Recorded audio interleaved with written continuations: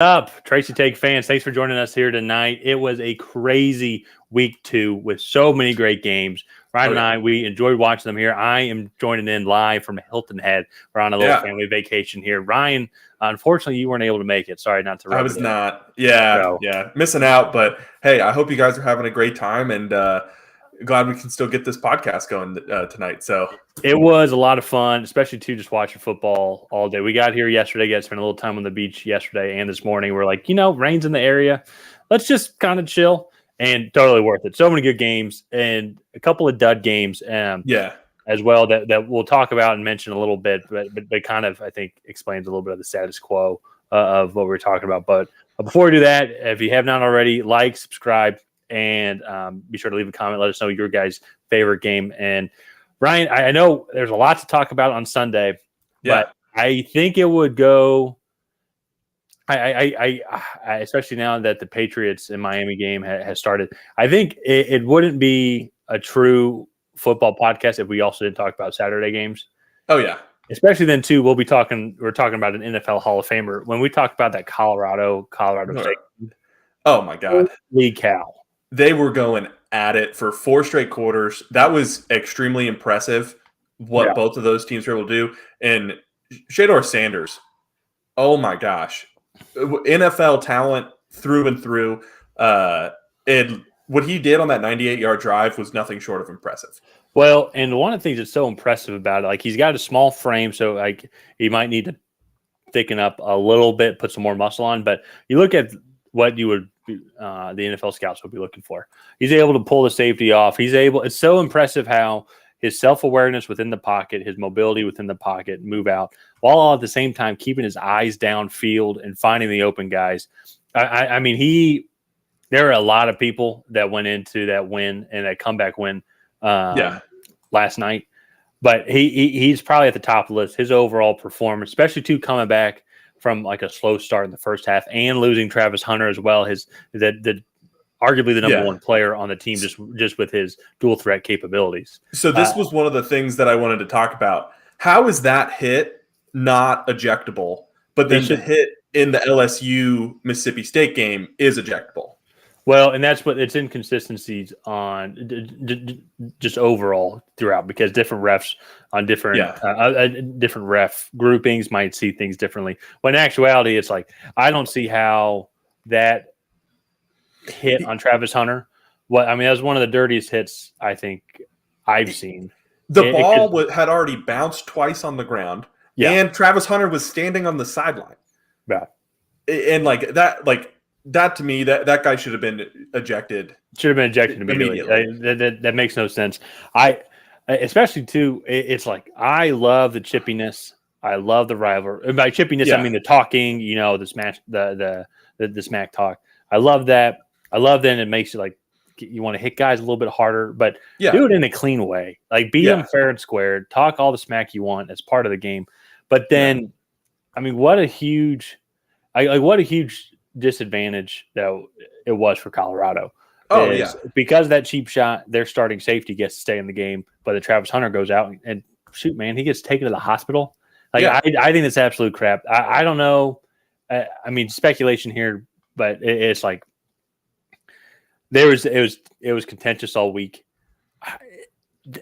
I don't know. I mean, maybe players sometimes take it into their hands, but also maybe sometimes there's some things are accepted. And that's something that we shouldn't accept as fans at all. Like, it was weird watch. I'd never watched a Colorado football game before. I didn't either. I stayed up way too late watching that game last night. So insane, absolutely insane. But what Deion is doing and what he's bringing to football, especially to us growing up in the South, it just felt like it is just SEC football. Especially, it's been like that for the past 15 years. You'll have a couple teams, like Ohio State's good. It's always good. USC's always good. Then maybe there'll be a random, like, one team wonder, like UCF had their year, so to say. Washington and Iowa has had a year, where they make the playoffs. But it's neat to see a team who has historically been bad, and then just the storyline that comes with it. With Deion Sanders, it's prime time, coaching his sons, both his sons.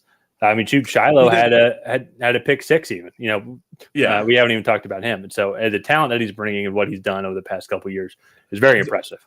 Dion did have a good line after the game, and he was like, they kept asking him about Shiloh and Shador and his two sons, and he was like, "Look, I'm proud of my sons, but this is a team game. We had a lot of guys make contributions tonight, and so I just liked hearing that." Like, a quick shout out too then to Michael Harrison as well, that tight end. Oh, I like seeing the tight ends do well, Yeah. and then he's just after a second touchdown, he's just like, does the Michael Jordan like, all right.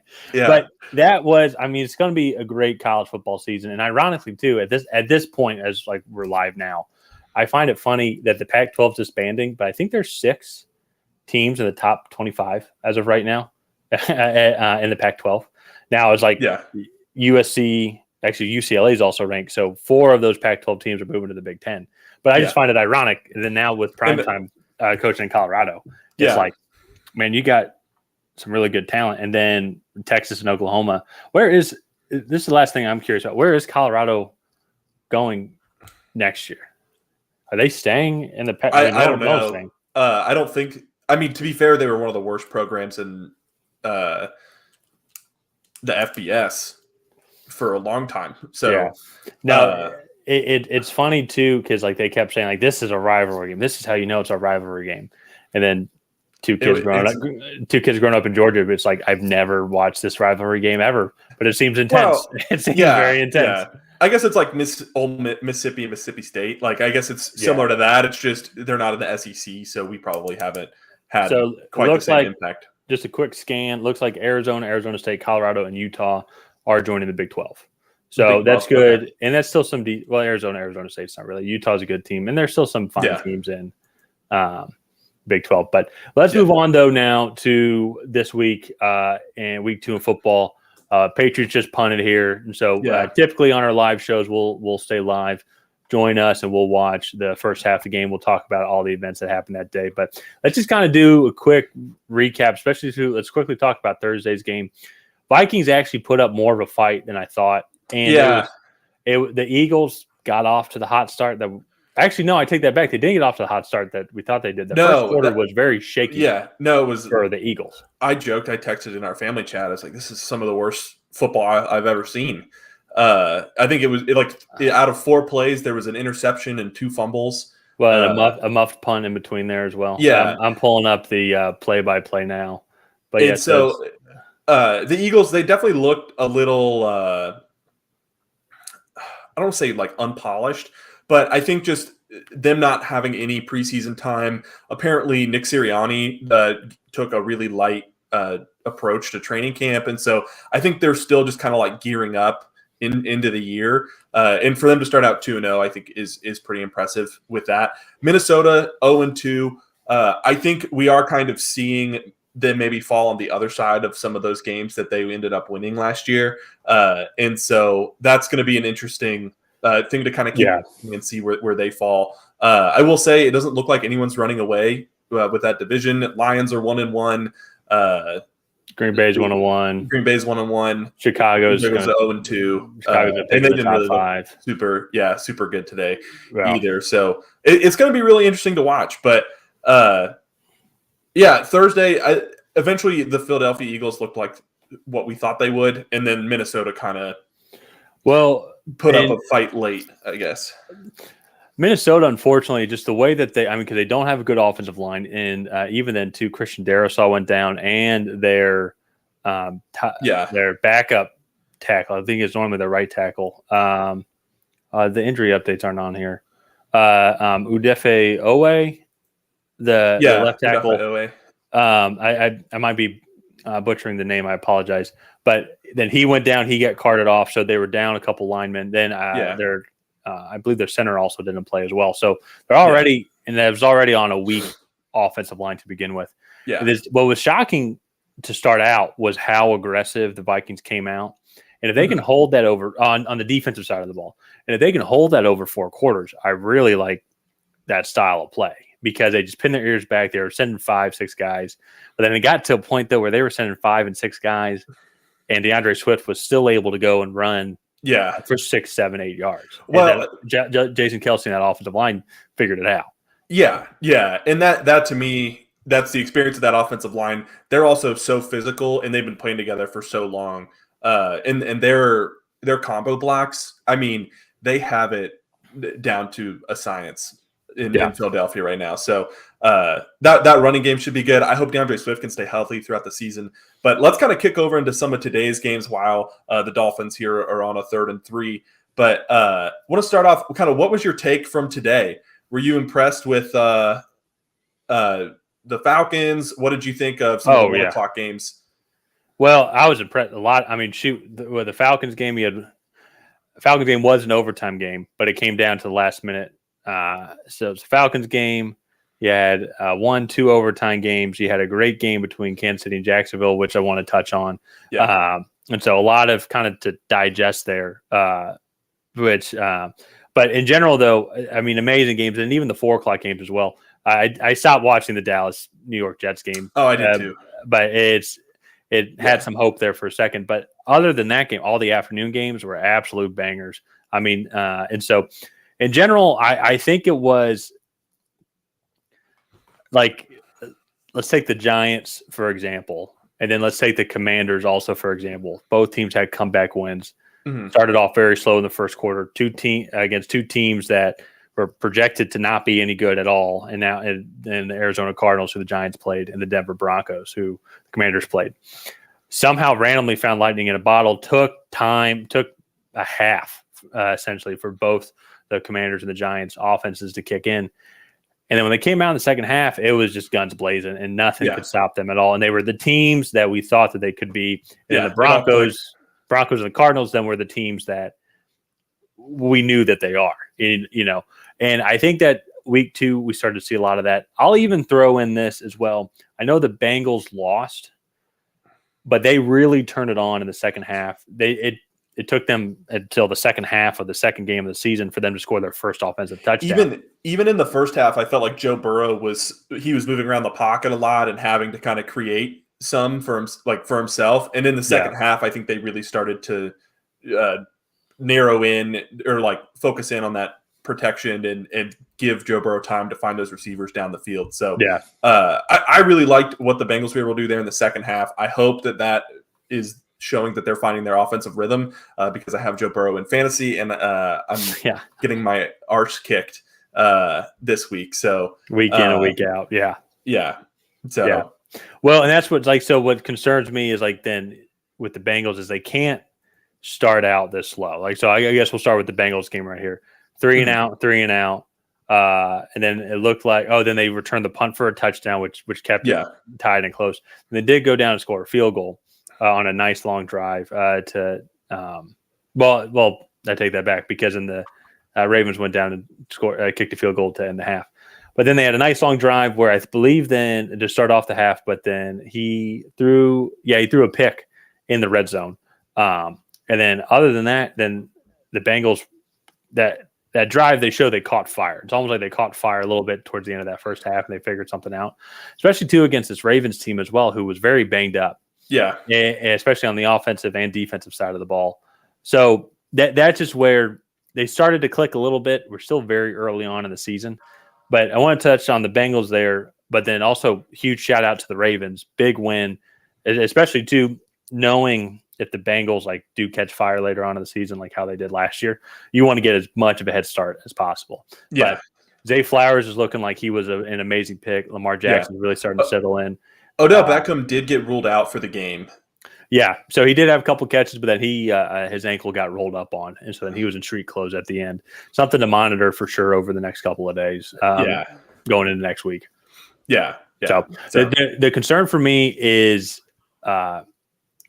it's still the overall offensive production. The Bengals had less than 275 offensive yards, I think, or something, or around there even. Yeah. While even then, the Bengals, Lamar Jackson threw for more yards than Joe Burrow, and also they had 3 times as many rushing yards. I think it was 178 to 66 rushing yards. That's expected. I would expect those numbers from the Ravens. Pretty equally balanced in the running game. But then that's concerning to me then on the defensive side of the ball. It seems like the Bengals defense is just struggling to. Well, to be fair, they were on the field a ton. You saw at the end of the game, they were gassed and hurting. So they just can't be on the field that much. The Bengals offense has to maintain more drives. This secondary concerns me a good bit. I'm not entirely sure that they're well, it's also too that Nick Scott, their free agent, average. their free agent safety they signed was ruled out of the game for a concussion. So that's something to watch next week because they're going to need all the secondary help that they can get because they're playing the Rams next week, and the Rams are shockingly good. Like they look shockingly good. So well, but that's I guess we can skip to the 4:00 game here. That Rams 49ers game, I thought the 49ers, like it would be competitive, but the 49ers would inevitably win by 2 scores, kind of like a 33 to 20 type of game. In like the Rams, they just would not quit. Puka Nacua looks legit. He's the fastest receiver ever to 20 receptions in the NFL. They have a solid run game. So I'm really interested to see what they're able to do going forward because they're now 1-1. And man, that game was just they were throwing haymakers back and forth. So, oh yeah, well no, they looked they just that's what I wanted. Yeah, to talk about the Rams because the offensive line looks so much better. Puka Nacua and Tutu Atwell look amazing. And then I can't imagine like what it's going to be like when Cooper Kupp comes back. And honestly, too, it's like we were watching the game with Dad, and it's like every time we threw to Van Jefferson did not catch the ball, whether it be like good coverage and like he couldn't create space or there was a drop pass or whatever it was. But I mean, Puka Nacua seemed to always be open. Tutu Atwell is really coming on strong. But you bring in Cooper Kupp, and then now with the emergence of Kyron Williams and the success that they're having out of the backfield, that's going to be an offense that is extremely formidable. They're going to have to stay healthy on the offensive line. I did see Joe Noteboom, their guard, is questionable to return I cannot tell if he returned or not. I'd have to go back and double check. But just some making sure that the offensive line stays healthy just so you can protect Matt Stafford. And against this San Francisco 49ers defense, there really wasn't. It was just a couple of untimely 4 and outs in the second half. I mean, they were going step by step with them like the entire way. So this Rams team and with the Seahawks now, and Patriots with a big goal line stand there. For those of you who are watching this for the watch party, looked like Tua kind of fell down and then just chucked it out of bounds. So you'll take 3 points there.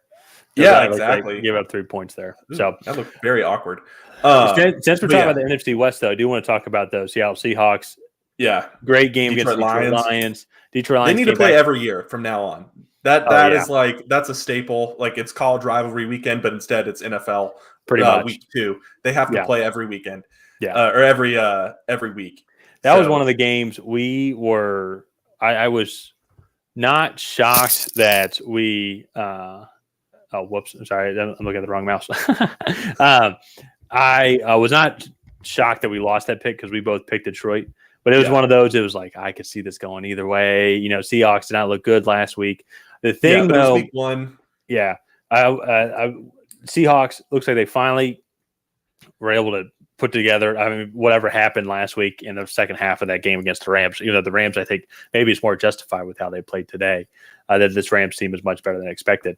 But the Seahawks definitely look solid with Kenneth Walker leading the way. DK Metcalf was hurt, not hurt. Tyler Lockett had an amazing game-winning touchdown. Yeah. Dino Smith looked really good also. It's just a hard-fought battle. I mean, it seemed like a playoff matchup. It'd be fascinating to me now. Like, it seems like there's a lot more teams that are more than just like a fringe playoff team to me in the NFC. Yeah. Like, with the way it's very early on, probably an overreaction, but the way the Rams are playing puts them up there. Like I would want to play them in January if they stay on this streak. Packers are looking really good. We'll talk about them here in a second. Did the Saints win today? No, they're playing tomorrow night against. Oh, that's right. That's right. Yeah. But the Seahawks. I mean, Seahawks and Lions. I mean, I could see that. I could have imagined that being an NFC Championship game. Oh yeah, you know, and the way that they were playing is like it was. So honestly, yeah. So it's there. The entire offseason coming up to this, we were talking about how it's like these 6 teams are going to make it, and then like everyone else is going to be fighting for that number 7 spot. Yeah, There's a lot. I was not including the Rams in that.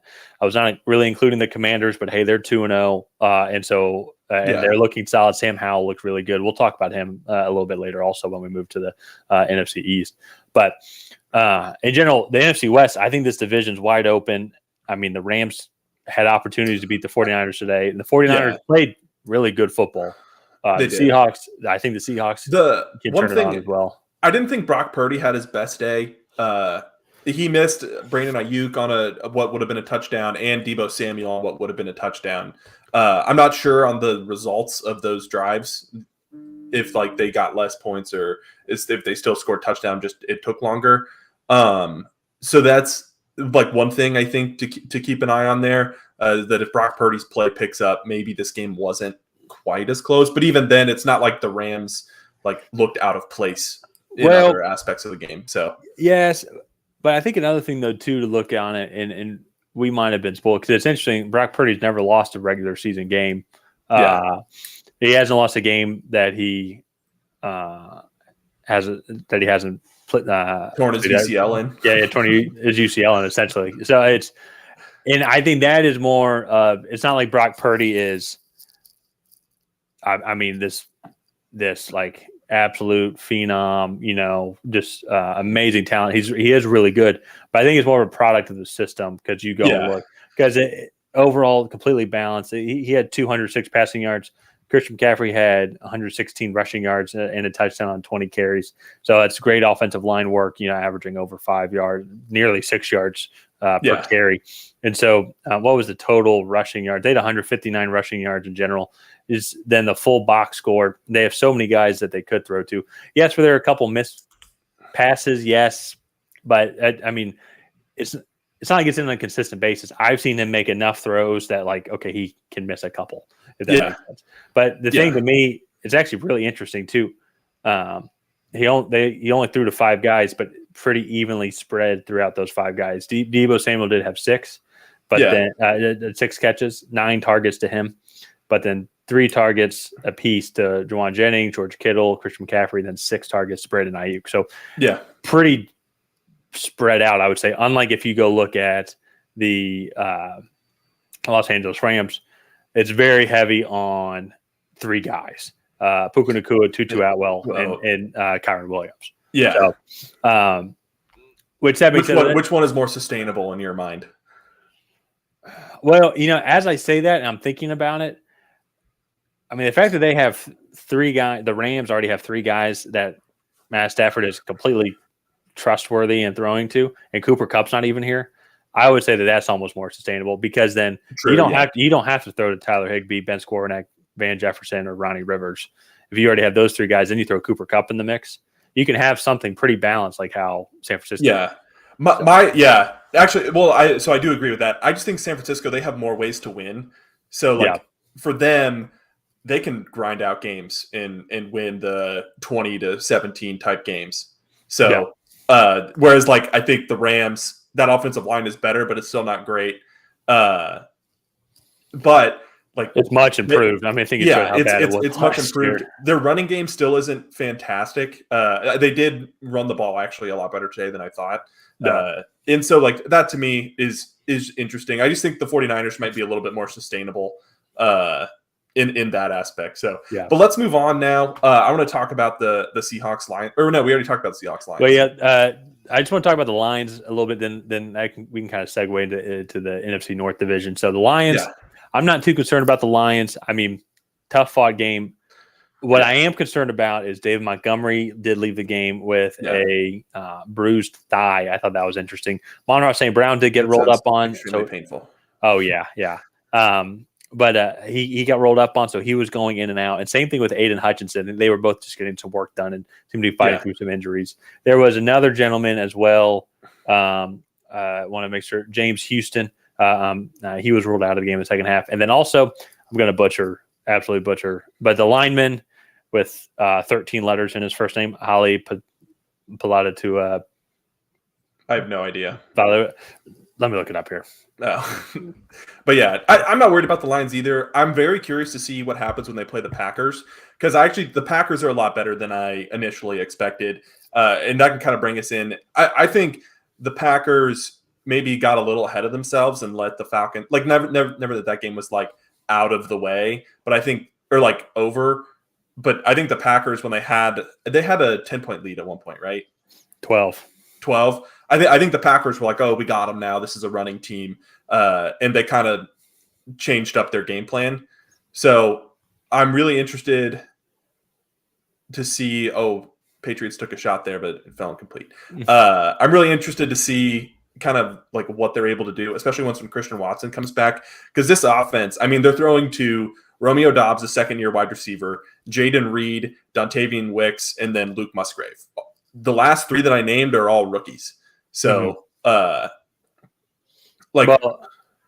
and with that young receiving core with Green Bay, they had a lot of success in the past couple of weeks, like Romeo Doubs leading the way against the Bears. And Dontavian Wicks had a big play today. He had a big play today. Jaden Reed also had a big play today as well. He had a touchdown. So there was a point in that game when I was accepting the fact, like, this Packers team is pretty good. And they are still pretty good as well. So everyone, you're seeing Ryan's reaction to the fumble that the Patriots just had. And so, I saw him switch field, and I was like, "There's a guy right behind him. There's a guy right behind him." Yeah, but there's something that happened. It was interesting too, because I don't really think it was anything the Packers did. It's almost just the Falcons just increased their level of play, which I love to see. Yeah, offensively, they were actually finally able to get protection. I think part of that was due to the fact that they were just grinded out. This defensive line, they just kept grinding him out all throughout the game. I'm sorry, that fumble looks like Ramondre Stevenson recovered it, and then the Dolphins ripped it out while he was on the ground. I don't know if that's going to go to review or not, but I thought that looked like Ramondre Stevenson fell on it, and then they ripped it out of his arms while he was down. I don't really know if someone comment on what the rules are, but I would think it's whoever the refs see has the ball, then that's the team that gets the ball. Well, if Stevenson gets possession of the football and then is down and touched, he's down and like the play's over. So, maybe you could review it. I don't know. I've never normally that when it's in a scrum, it's just whoever the ref. I would just think it's whoever's the ref calls. Well, but it's not. Yeah. Anyways, I thought Ramondre Stevenson recovered it there. At least it looked like that from the angle they just showed. Okay. Okay. But yeah, sorry. Back to the Falcons game. I felt that the Packers, they kind of lightened the box because they felt like the Falcons were going to throw a lot more. Which they did, yeah. Well, they did, but then to me, that's when like the running got really effective, and then Desmond Ridder started scrambling, and that to me was kind of like what brought that game back. But then on offense, I think they stopped taking risks and really. Well, the Packers defense did, in my opinion, look gas. Because even before that, though, the Falcons had a lot of opportunity and had really good drives where they were moving the ball down the field. They might not have gotten the result that they wanted, but they were still moving the ball down the field, taking a decent bit of time on the clock, and the defense was playing a lot of the Packers defense was on the field a lot. Like, so here, let me look up the time of possession, because the fourth quarter, the Falcons offense was on the field for a majority of the fourth quarter. A lot of 3-and-outs. I'm going to look up here at the team stats here. Time of possession. Yeah, like Falcons had 36 minutes and 15 seconds time of possession. That's a long time. And then when they got the momentum, Packers definitely lost a lot of rhythm here. I think they had 3-and-outs after their last touchdown. I think they were nothing but 3-and-outs. Yeah, so they scored touchdown in the third quarter, at the end of the third quarter. And then they ran 10 plays in the fourth quarter. 3-and-out punt. Falcons went down, kicked a field goal. 3-and-out punt. Falcons went down, kicked a field goal. Then that was to take the lead. And then the 4-and-out. And the Falcons, their defense was much more well-rested, and they were just getting after quarterback. They were able to provide a lot of pressure. And I love seeing that. Absolutely love seeing that, because I haven't seen that. I haven't seen that in years, it feels like. But still, I think a very good victory for the Packers in the NFC North. I want to talk about the NFC North real quick, then we can come back to the Falcons here. But I think the Packers are they're one of those teams. I would put them in the Rams category. We didn't really give them as much credit. I said that they were better than the Rams, and they still might be, but there were just so many question marks. And I think they have, to me, answered that Jordan Love is legit. These young receiving group is legit. They have a great offensive line. They really stymied the defensive front of Atlanta for the first half of the game. Really struggled to provide pressure. And Jordan Love really had plenty of time. They were able to pick them apart. Not having Christian Watson and A.J. Dillon and Aaron Jones probably hurt them a lot. And I think when they get back and healthy next week, they're going to the offense is definitely going to benefit from having them on the field. So that's why I'm not too concerned about the Packers long term. I think their defense was really good. I think they just got worn down today, and that's the type of game the Falcons want to play, is they want to have these super long drives. So then, even if they get a field goal in the first quarter, obviously they love to get a touchdown. But then in the fourth quarter, like your legs are gassed, and you've been on the field nearly probably twice as long as. It's what propels the champions. The comeback. Is that an ESPN commercial? Yeah, I need to mute my other laptop here for looking at. We charge people for those. Yeah, so. But the Packers, I mean, I will say, and the Lions, I mean, I still think that they're the favorites to win, but the Packers are absolutely a playoff team. It's going to be tough for them to make it. There's a lot of good playoff teams. I mean, they got to go through. Well, they lost a tiebreaker to the Falcons, but then they got to compete against the Saints, Panthers, and the Bucks now also too. They're undefeated. We'll talk about them here in a second. Yeah, but then the other teams like the Giants, the Commanders, I think I already mentioned. Yeah. I don't think they're as good as the Cowboys. I know they're playing here. I believe they are playing here this week. Soon. Oh, they are. Okay. Not this week, but soon. But I definitely, if they don't make the playoffs today, if I'm a Packers fan, I'm satisfied, I think, with where this team is going. The defense looks good. Jair Alexander is definitely one of the top corners in the league. And then Jordan Love, with time and as the receivers develop as well, I think will be one of the top quarterbacks and one of the top offenses in the league, if not already. So let's move on. I think that's a good segue into the Tampa Bay Buccaneers, who are 2-0, along with their division rival Falcons. They actually looked really impressive today. I was pretty impressed with Baker Mayfield. They had a touchdown drive that was 8 plays. Baker Mayfield was 6 of 7 for passing plays. So for me, I like seeing that. I'm a Baker fan, and they actually have some pretty good talent. That defense is playing well. And I think they're a team that we also kind of put into the category with the Rams of they're probably maybe a little washed or maybe starting a rebuild here. So I think it's going to be interesting to kind of see what they end up doing throughout the rest of the season. But so far they've had a pretty good start. I will say I think they've had 2 easier opponents. They played the Bears this week and then the Vikings last week. And so they haven't really played like a cream of the crop team yet. Yeah. So. Well, and I think too this week it's once again. I picked the Bears to win. I thought that they were going to perform better than they did. But you're right though. It's the Buccaneers definitely are starting off to a good start. I do believe the Vikings kind of handed them the week 1 game, multiple turnovers, and as well the Vikings we talked about them earlier, but to me the Vikings have that type of the way that they're built is like. You look at the stats and you look at Kirk Cousins' stats and Justin Jefferson's stats, and they are great. Justin Jefferson's the number 1 receiver in the league, in my opinion. Kirk Cousins, I think, is a highly underrated quarterback. Yeah. The way that team is set up and the way that they try and start the game and they try and be balanced, they don't have the offensive line for it. They don't have a good defense and good defensive personnel. I think Brian Flores is going to take them in the right direction there for sure. Yeah. But they did show some good stuff on Thursday, the Vikings. But once again, that's going to prove my point, though. They have the perfect formula for getting down 14 points. Yeah. And then trying to storm back, and they get that momentum. They did get screwed, I will say, in the Thursday night football game. I'm talking about the Vikings.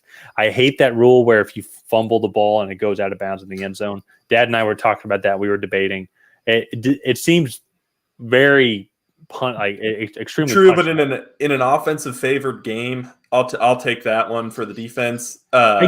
I get it, but it's just interesting though. It's like if you fumble the ball in the middle of the field and then it gets recovered 10 yards down the field, the ball isn't spotted there. It's spotted where. Should it be like 21, where if you go over, you go back to like the 15 or the 20? Like, I guess I don't know. It just seems extremely harsh to me. I'm trying to think of a scenario, and maybe this is why the rule was in place. But I've never seen someone try and fumble it forward So then it does go out of bounds, and then that's where the mark gets there. Yeah. And that's where the ball gets marked. And because people don't do that nowadays because of what the ruling is. So it's just interesting just because it's the end zone and it's out of bounds that it is then a loss of possession. I've always thought that is a little odd. But anyway, sorry, we're getting off track here, though. That was a big turn of events, and then the Vikings went down 20 points or something like that.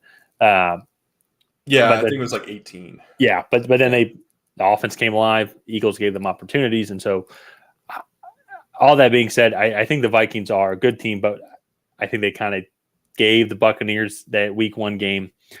I'd be curious to see what the score would be if the Buccaneers played again. And so, but that being said, though, Baker Mayfield still threw for over 300 yards. Mike Evans had an absolute game. They were playing the Bears. I'd be curious to see how they do against a more confident team. And I think that's who they are playing next week. They're playing the Eagles, I believe, on Sunday night or Monday night. I'm not sure. Monday nights against the Eagles. Okay. Yeah, on ABC. So, but that'll be fun to watch, especially then too, watching tomorrow night's game against the Panthers and Saints. Going to get a very good feel, I feel, about both teams. Honestly, the biggest thing to me on watching those two teams is how good their offensive lines are. Because the Panthers D-line gave the Atlanta O-line fits, and they had the best O-line in the division by far. But the Falcons were still able to pull away. Saints' offensive line is not that great. And I think Brian Burns and company can put a lot of pressure on them. And I think, and I bring that up because that's going to be the same issue that the Bucs have whenever they play the Panthers. It's going to be the same issue that they have when they play the Eagles next week. Jalen Carter, Fletcher Cox, Jordan Davis, they're just going to destroy that interior offensive line. Any confident team, I think, is going to really just pressure them up the middle. That's where I'll be more worried about the Bucs as a Falcons fan if I see them perform and do well against the Eagles. They go and get blown out just because their offensive line just can't block these premier pass rushers. I don't think they're going to be able to block Grady Jarrett. So that'll be something to watch. I think as the Bucs progress. And then on the flip side, we talked about every other NFC North team except for the Bears. Yeah, Bears just aren't good. They're just objectively aren't good. It's like, so I was watching a video the other week, and I forget who it was, but it looks like the Bears offense, they're intentionally telling Justin Fields not to run. And he's just inaccurate from the pocket. And to be successful in the NFL, that is probably the first thing you have to be, is accurate from the pocket. Just the pick six that end of the game. What a weird, it's like, I know it's good pressure by the Buccaneers, but it's a screen pass, and he just didn't have the touch for it. Maybe I'm being overly critical of him. And so, but even then, just looking at his stats, 16 for 29, 211 yards, 1 touchdown, 2 interceptions. As a team as a whole, they only had 67 rushing yards. And to your point, Justin Fields didn't have the most rushing yards. Khalil Herbert did with 35. So, when they were winning games last year in competitive, Justin Fields was running the ball. Yeah. So I don't know if that's a coaching thing or if that's a Justin Fields thing, but either way, it's just not working in Chicago. It's probably a little bit of both, but what I would think, though, is also I think there was so much hype around the Bears, and then they get DJ Moore, and then they trade, and then everyone loves the Darnell Wright pick. And then they do sign Nate Davis, I believe, from the Tennessee Titans. Let me double check that. But there's so much hype because they had so much talk around them and they got Tremaine Edmonds, where still I think it's still just a weak offensive line. They still don't have any weapons outside of DJ Moore.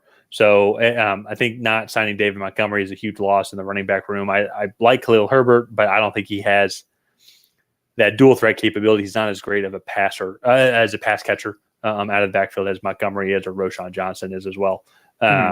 So let me pull this up here. Our lads. Who was the lineman that they did get? It was Nate Davis. Okay. Yeah.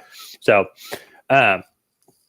very curious to kind of see how they end up developing, but I probably predict that they'll be picking in the top 5 again as well. But yeah, we covered a lot of the NFC West, the NFC North, also the NFC South. Let's do the NFC East real fast. Well, quickly with So- the Cowboys game, let's just quickly touch the Cowboys game. Just another one. That would have been a really exciting game to see Rodgers there. Just kind of a bummer Yeah. with Zach Wilson. It went exactly. It was closer than I thought. The Jets basically had one big offensive play, and then were able. I think their field goal came off a turnover. Is that correct? I can't remember. I can't remember either. But anyways, it's just like kind of a disappointment. The AFC now, I think you can kind of write off the Jets as maybe a true wild card contender. Maybe they'll sneak in there, but yeah. But yeah, everyone, you're watching Ryan over live, by the way. Watching Ryan's face, seeing Raheem Mercer score. So, but Cowboys, I mean, the Cowboys look good. They haven't. It's funny. It's hard to really judge. His offense looks pretty good because they went up against one of the top defenses in the league. And they still were able to move it pretty easily. They're still able to move it pretty good. Definitely a good test, much better than last year. And so, last week's test. And the Giants. Speaking of Giants, what a comeback! I think it was 28-10. No, it was 20-0 at halftime. Then they scored. You're right. Yeah, it was 28-7.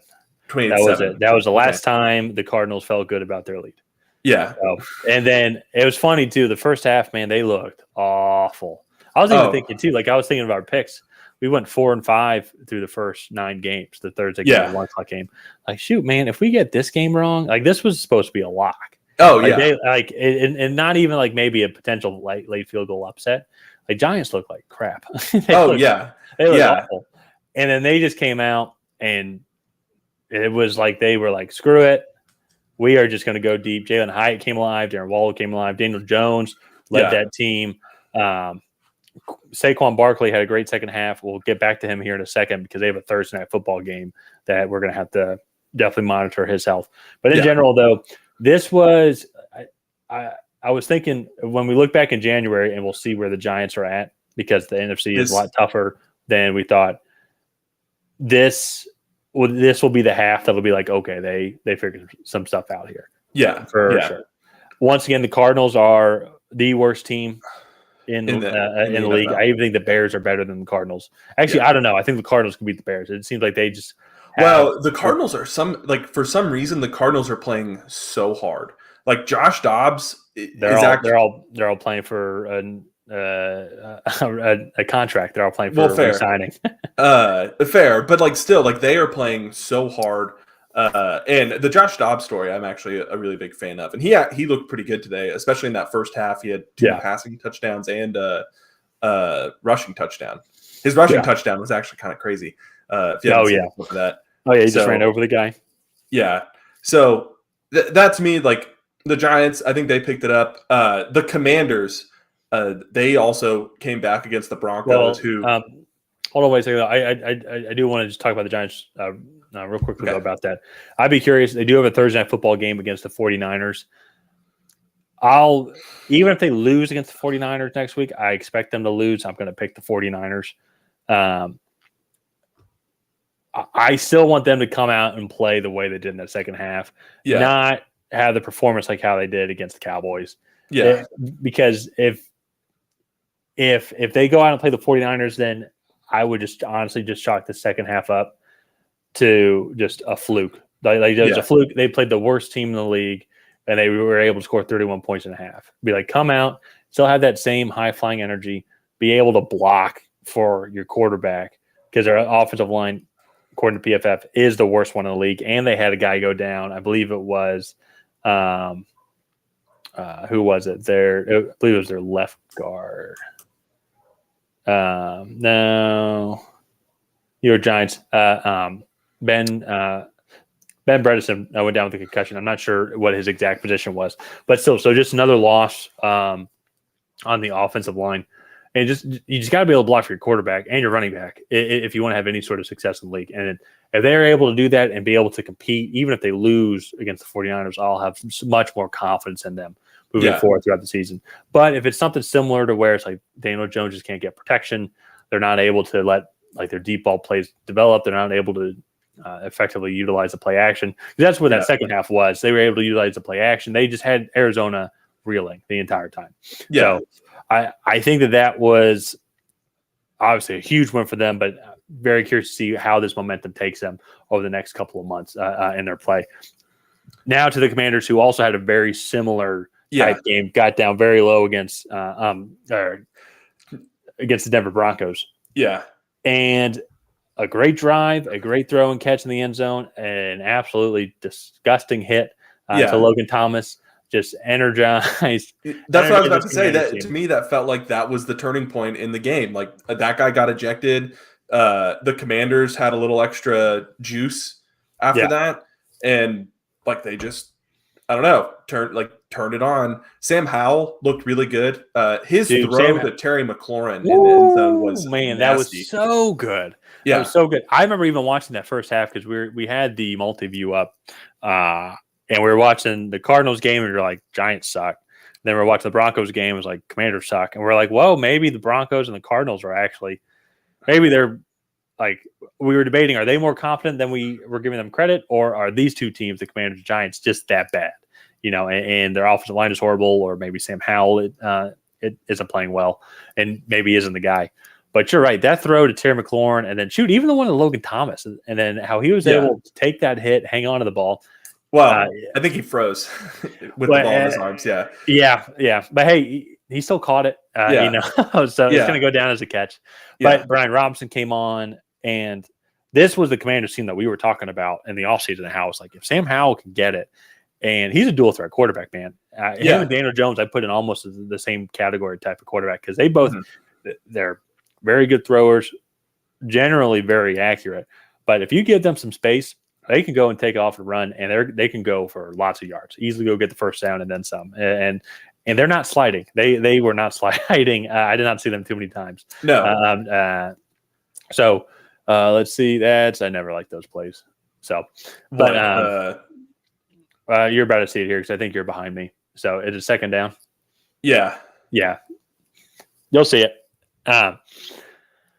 Oh God, am I going to be angry? No, it's just dumb. I mean, I don't like it here. It's when they did the halfback goes in motion, and then they do the immediate screen pass to him, and then the receiver. Well, there's not even a receiver there to block the Van Ginkel, the cornerback. Yeah, well, but like you're putting yourself in a 4-on-3 matchup because there's the cornerback on the guy, and then there's the two corners over there, and then the safety. I never understood that, but.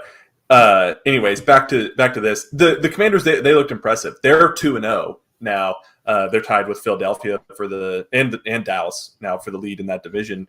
And it's interesting to me to see like them being thrown around with that, because in my opinion, they have the defense to compete with those teams.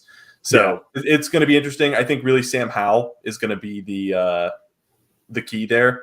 Yeah. Are you seeing that was a fumble or not? Well, and I think one of the things, too, is if we're being honest about it, like you go and look at Russell Wilson's stats, 18 for 32, 308 yards, 3 touchdowns, 1 interception. But you go and look at it, they had the one drive that was the touchdown pass to Marvin Mims that was 75 yards. They did have a good opening drive, it looked like, from Russell Wilson, who was a 61-yard drive after the Washington missed a field goal. But then outside of that, though, then I take that back. Though they did then have a 90-yard drive, but that was also with another deep ball to Marvin Mims for 53 yards. After that, though, and I'm not counting the last Hail Mary touchdown that they had, which was ridiculous. The Commanders' defense kept Denver in check for a majority of time, a lot of 3-and-outs, an interception as well. So they were able to keep them in check. And at the same time, the Denver Broncos defense supposedly is above average for my mind. And so I could be wrong, especially to see as the season progresses. But after that first quarter, that offense was in rhythm for the Commanders. They had no issues moving the ball. Sam Howell could kind of throw it to whoever he wanted to.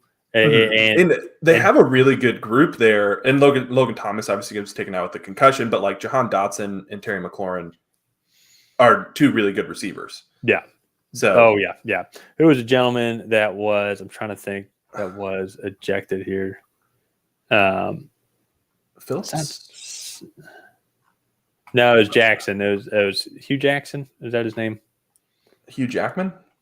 I know that's what I thought it was. So, but I think losing your starting secondary member because of a hit like that is going to affect the defense. But still, for the Commanders, though, to just then go and put up as many points as they did in the second half, 21 points, and with a missed field goal also, like not. It was pretty shocking to see them move the ball that easily against Patrick Surtain and that.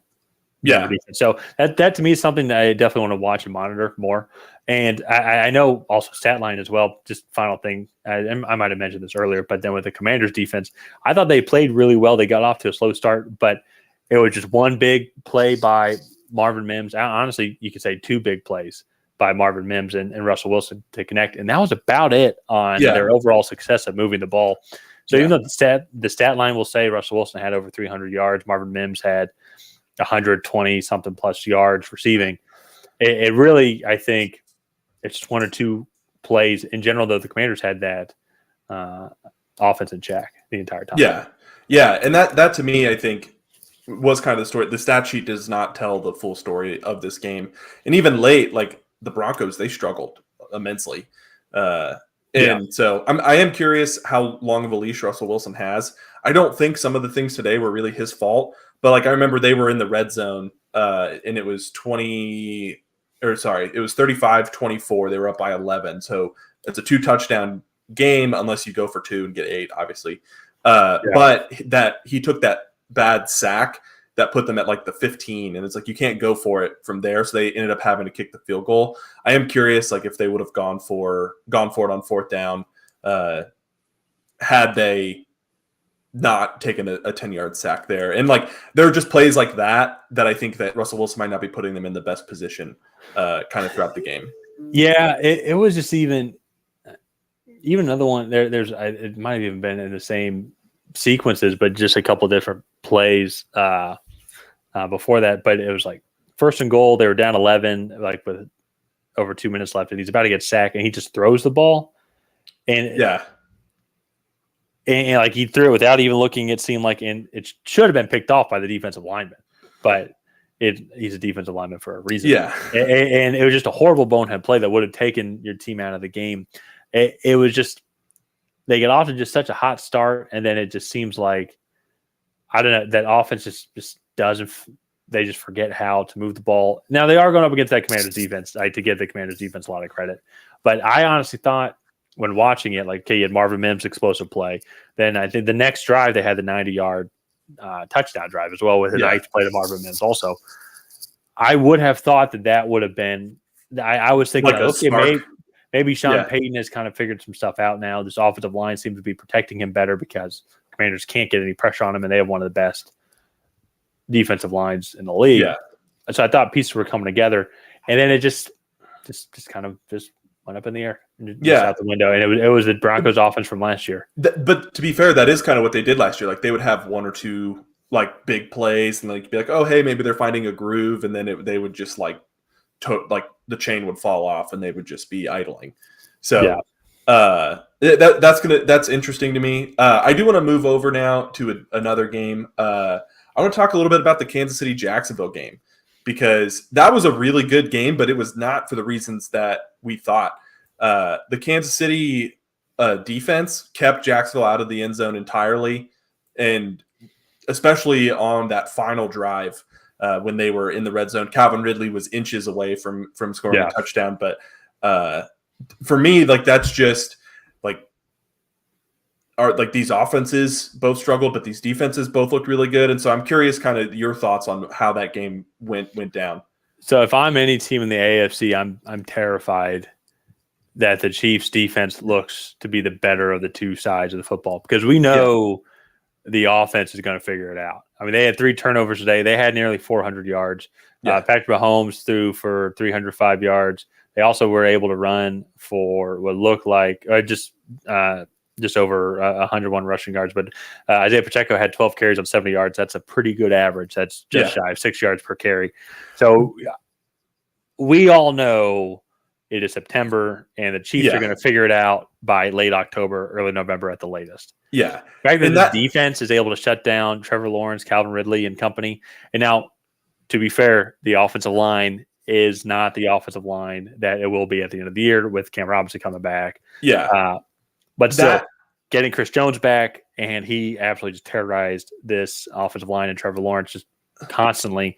They were not able to capitalize on their opportunities at Jacksonville, wasn't. So maybe that could be, you could chalk that up to just beginning of the season.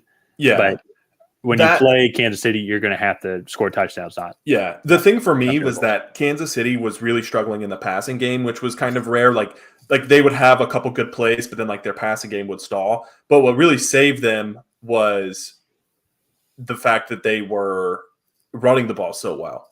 And like if they can get a solid run game, this defense is playing how it is. Like, if I'm shaking in my boots if I'm the rest of the AFC. So that to me was really interesting. The one thing is like Travis Kelce looked to maybe be a step slower. Well, so just quickly to address that, it was his first game back from that freak injury. Something to monitor for sure. I know he was on a pitch count. He still had a touchdown. Did he have a touchdown? Yeah, he had a touchdown. Yeah, he did. But he only had I think he only had 4 targets, 3 catches for 30 yards and touchdown. I would think, I mean, shoot, if I'm a defensive coordinator though, and I see Travis Kelce is on the field, I'm thinking maybe he's just a decoy, but shoot, you got to cover him, because it is still Travis Kelce. Anything could happen. So, and he still did end up scoring a touchdown. So I'm not too concerned about either team. I have a feeling this is not the last time these two teams will play this year. Jacksonville should win the AFC South. I know Tennessee won today. Another AFC South, AFC West matchup that we'll talk about here in a second. But I'm not too concerned about Jacksonville playing against Tennessee. I think they have too much firepower. I just think overall they're just the better team, and they match up well against Tennessee. Kansas City, the fact that they were able to pull this one out, if they would have gone 0-2, one, it would have been shocking that both the Bengals and the Kansas City are 0-2. Both started 0-2. But the fact that this defense looks in check, we were talking about that in the offseason leading up, is how young this defense was in the Super Bowl. They're only getting better. They're only entering their prime more. And if this defense, if they're able to win games with their defense, similar to how the Eagles did last year, where they can win in so many different ways. They can win in a shootout. They can win in a defensive juggernaut. The offense just isn't working like how it was today. That's what makes this a Super Bowl winning team. I know they have no receivers. Yeah. They have no receivers, so to say. But that's what would terrify me, is the fact that this defense is only going to keep getting better. And this offense is going to figure it out. And they're not going to make 3 turnovers. Patrick Mahomes and the receivers are going to figure it out. They always have, and they always will. They'll figure out something to kind of call their identity, and then they'll push forward from there. But with Patrick Mahomes back there, I'm pretty confident that this offense will get rolling pretty soon. So what other games have we not talked about already? Well, so another one. It's a good segue though. Just mentioned the Tennessee Titans and Los Angeles Chargers. Yes. That was one of the overtime games today. The other overtime game today, we talked about Seattle and Detroit. Oh man, my hair got all funky there. But Tennessee pulling out the shocking victory, and I'll start off with them first before I move over to the Chargers. So there was a type of Tennessee football game that you are going to have to win, or that they have to win. It's really unlike Kansas City, as we just spoke about, where there's multiple different types of ways that they can win a football game. Tennessee is kind of that one way. Have a great defensive front performance where you provide a lot of pressure because your secondary is not entirely that great. And just work everything then through Derrick Henry and that offensive line. That being said, Tannehill did also have a much better game. He connected on a key touchdown and several key throws actually to DeAndre Hopkins. And sorry, not DeAndre Hopkins, Nick Westbrook, even though he did have some good catches with Hopkins and also Treylon Burks as well. But it was a kind of typical, I would say, smash mouth game from Tennessee. We know what they're going to try and do. They're going to try and grind it out. Yeah. They're not going to just blow you with their elite offense. We all know what they can do with Derrick Henry and running the ball. But even then, this Los Angeles Chargers defense that gave up over 200 rushing yards last week to the Miami Dolphins only gave up 80 to Derrick Henry. They did give up 49 to Todd. They didn't give up 200 last week. The Chargers? Yeah. Yeah, they did. No, they gave up 466 to 400. Sorry, I meant rushing. They gave up over 200 rushing yards last week to Miami. No, they had over 200 rushing yards against Miami. Yep, you're correct. Sorry. I was getting that mixed up. I was absolutely getting that mixed up. My apologies. Yeah. No, you're good. I just remember they threw the ball. I'm watching Miami times. also. Yeah, absolutely correct. My apologies. No. But they this run defense seems to be fixed. It's just they can't seem to do both. They can't fix this run defense while preserving the pass defense. And so that for me was kind of the story of today, was just Tennessee was just able to kind of out-duel them just because the Chargers, I think Justin Herbert, no, he didn't really make any mistakes. They just, I guess, couldn't quite get it done. Yeah, it was a typical kind of Tennessee game that they win. Yeah. It was typical kind of Los Angeles Chargers loss. And so my apologies about mixing the stats up a second ago. But that's how Tennessee's going to win their games every single year. Tannehill's not going to throw for 350, 400 yards, and have Traylon Burks. So I can see Derrick Henry breaking off a 200-yard rushing game if this offensive line is able to get it together. But Peter Skoronski didn't play today.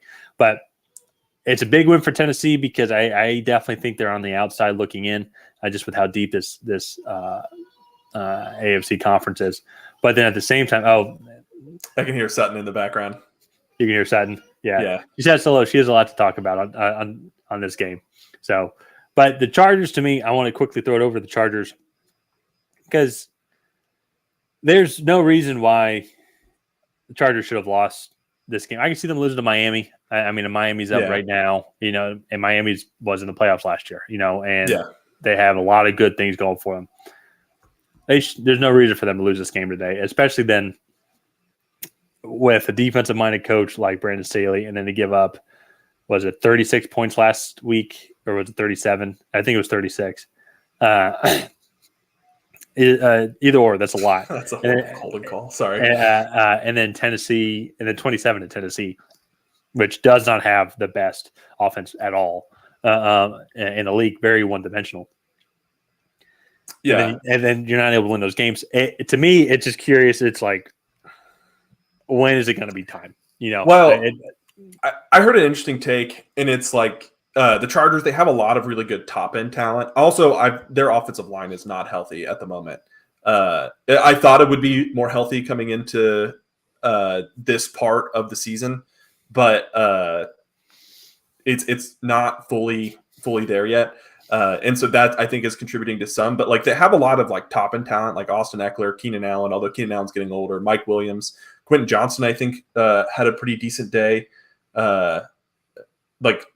And so that for me, they have that, but then they don't have the guys that really do any of the dirty work.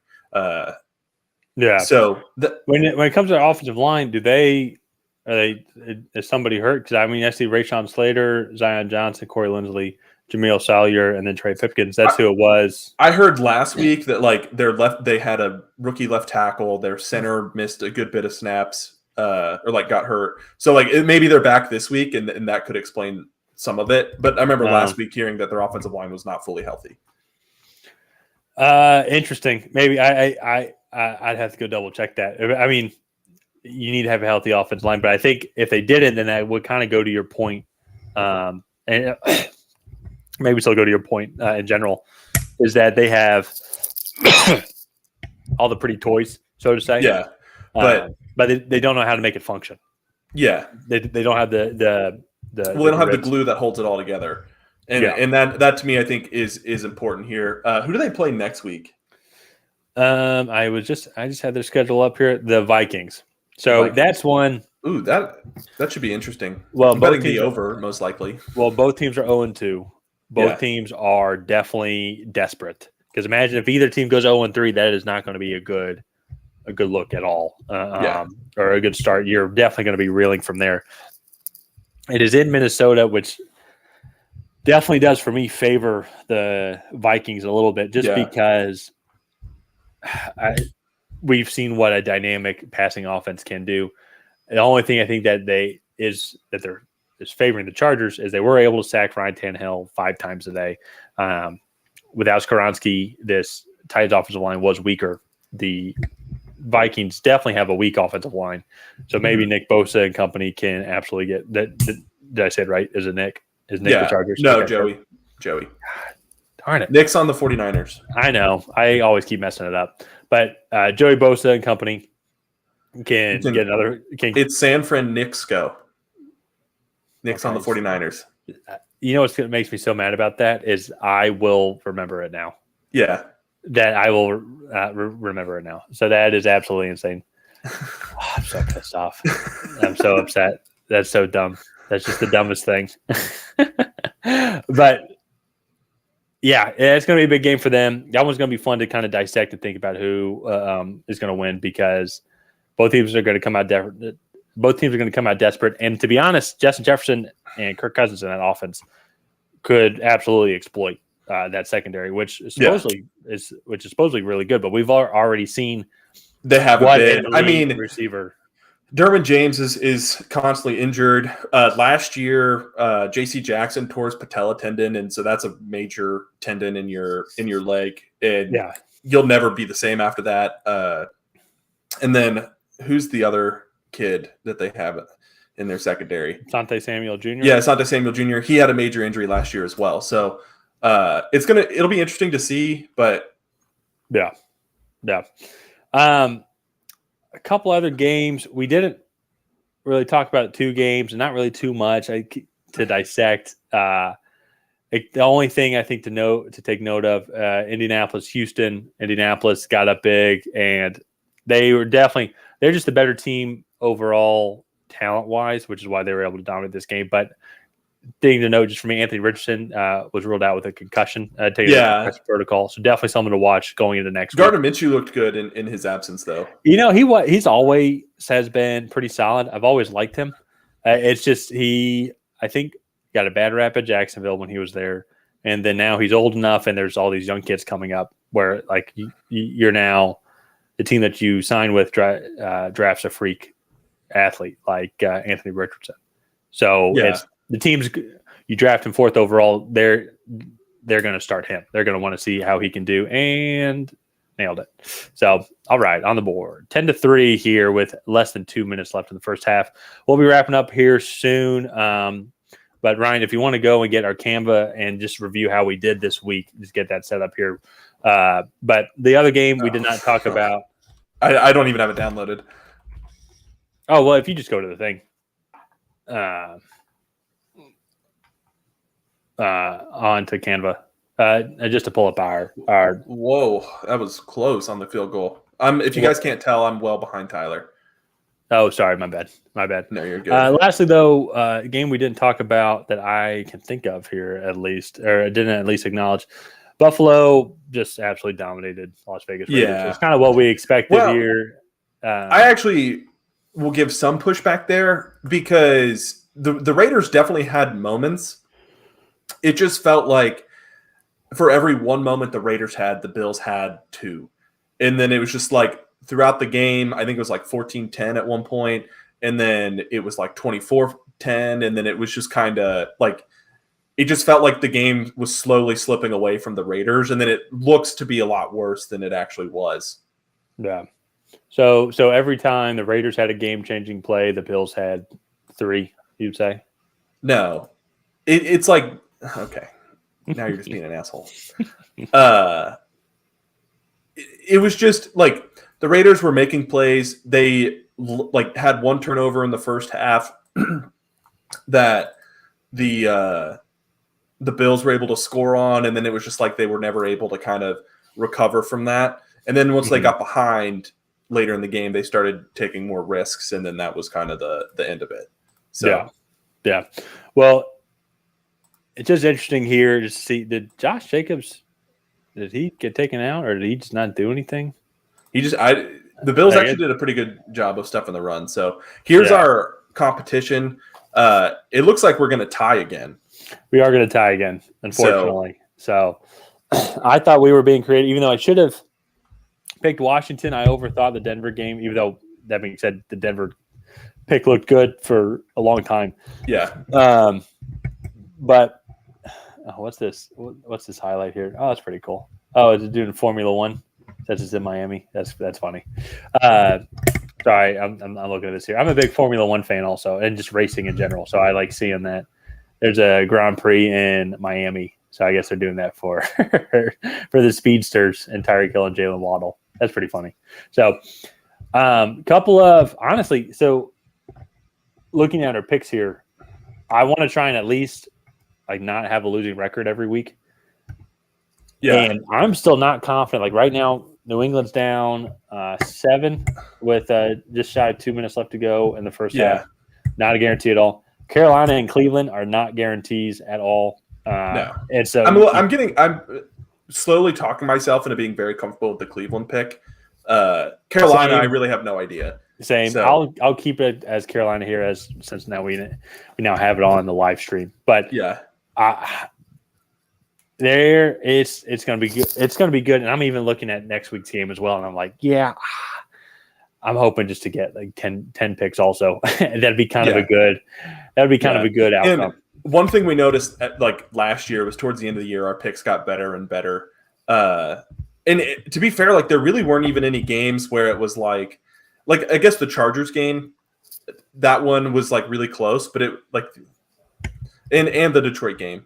I'm not. No, like, are you talking about this right here? I'm not disappointed with any of my picks, to be honest. No. That's what I mean. Like, it's like I'm not looking at anything. I'm like, that was stupid. Like, I would have thought Cincinnati would have figured it out sooner, and then their defense would have been able to, especially with the Ravens having all their injuries.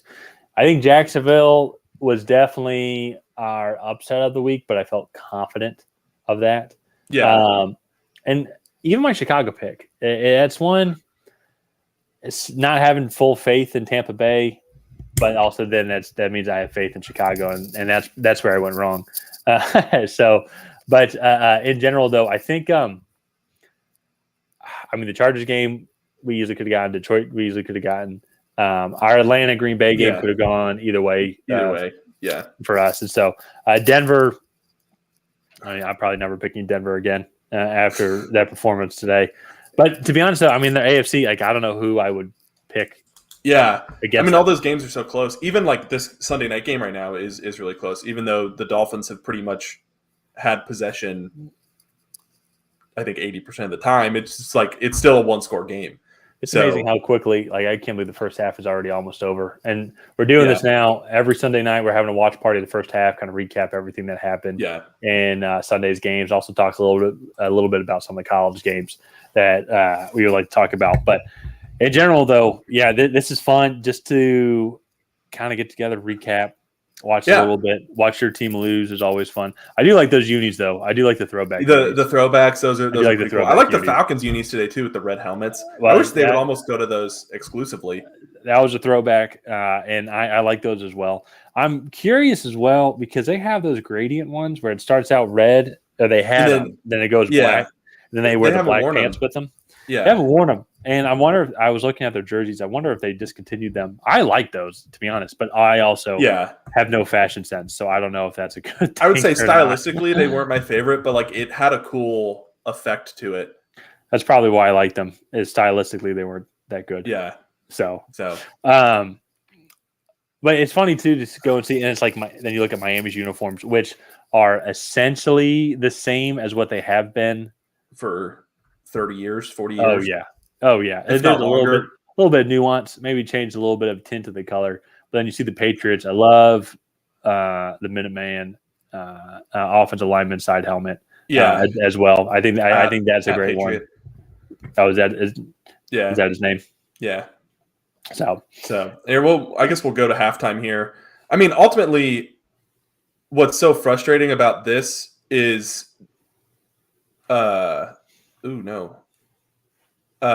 the Patriots were driving, and then there's the Demario Douglas fumble.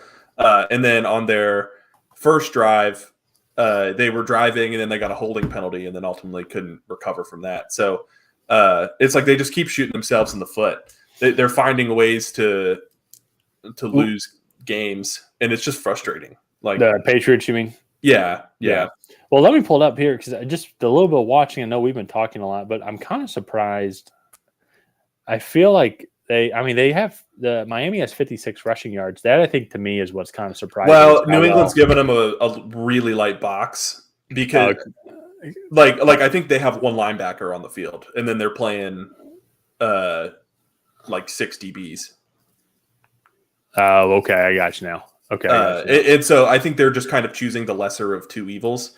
Granted, right now they're throwing the ball every play, and yeah, and finding success. So I guess the DBs are not. It's not working, and they're choosing the wrong evil. It sounds like. Well, I guess they're attempting to, but yeah. See, like there's no one in the box right now. That there's down linemen, and then that's it. Yeah. They've also generated no pressure on Tua at all, which is shocking too. They have 0 offensive QB line hits. Miami's offensive line. I definitely would have given the Patriots defensive line the check mark. Oh yeah, I would have too. So well, one thing too, and then watching it a little bit here, and this is like, and you'll see here on this play that they just happened. Well, actually, no, this is one where the play actually had to develop a little bit. But normally, like on this drive, they're getting the ball out quick, 2 seconds, 2.5 seconds, not really giving them enough time, I think, to. Did he hang on to this ball here? I'm wondering if he hung on to that ball. Is that what they're checking? I guess. I don't know. I don't like their. I don't know. I mean, he got 2 feet in, and it seemed like. I don't know. I don't know what they're looking at. I got the mute on here, so I do too. But I thought that was a catch. I didn't see much of anything on it. So, but I guess he's still like bobbling it. That'd be interesting to me if I could see it. I wonder how they remember all the handshakes. I mean, because if there's 53 guys on a team, and then you also have to that to me looks like a catch, but I thought it was a catch, to be honest. I don't know if New England. I think it's just a review because all plays are reviewed in the in the last 2 minutes. Yeah. And if I'm saying it's a catch as a Patriots fan, it's probably a catch. You're just saying that for the views. Well, I do really think it's a catch. Oh yeah, it looks like it's a catch. Yeah, they're inside the red zone now. Oh, I'm ahead of you though right now. Yeah, I'm streaming, so I think you're probably just on whatever TV is there.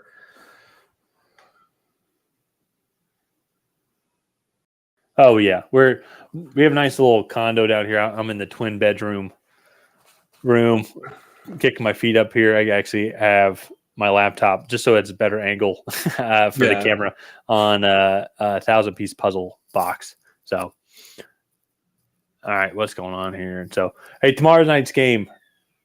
What do you think the scores are going to be? New Orleans at Carolina and Cleveland at Pittsburgh. I think Cleveland, it's going to be like a 27-10 game for Cleveland. I just think they're going to be able to do what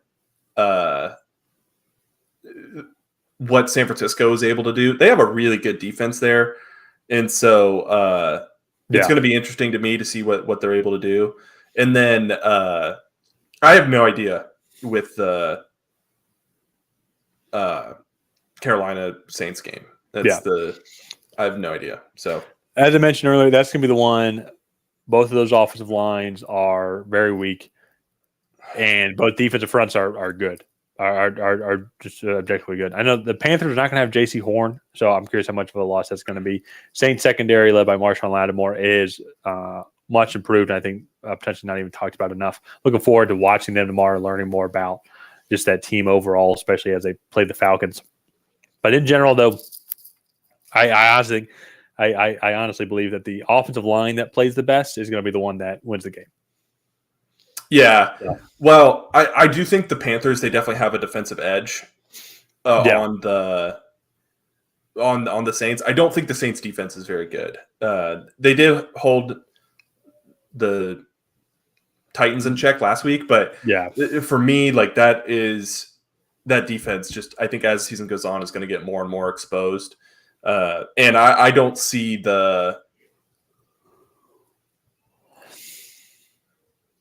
I think like, so.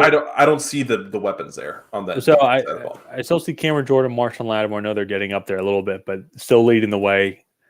And I think they're able to provide enough pressure, and they're able to scheme up, especially to going up against a rookie quarterback. That is what will be interesting. But the both offensive lines, though, and the Panthers' offensive line is just a little bit better. So that's where I kind of give them the edge. The Saints' offensive line really struggled against the Tennessee Titans. And as a whole, the Panthers' defense is significantly better than the Titans' defense. I would put maybe their front four comparable, and maybe even the Titans slightly better. But when it comes to the linebackers and secondary as well, and actually I take that back. The Titans don't have Brian Burns. Brian Burns is a beast. So I think he's going to feast against this Saints offensive line, and just very curious how Derek Carr is going to react as well. So, but it's going to be a good game. I know this first half is wrapping up now, and so let's go ahead. There's no questions or comments or anything, so let's go ahead and wrap this up here. Thank you guys for tuning in. We go live every Sunday night, so make sure that you subscribe and hit that notification bell so you get notified next week. And other than that, we'll see you guys next time.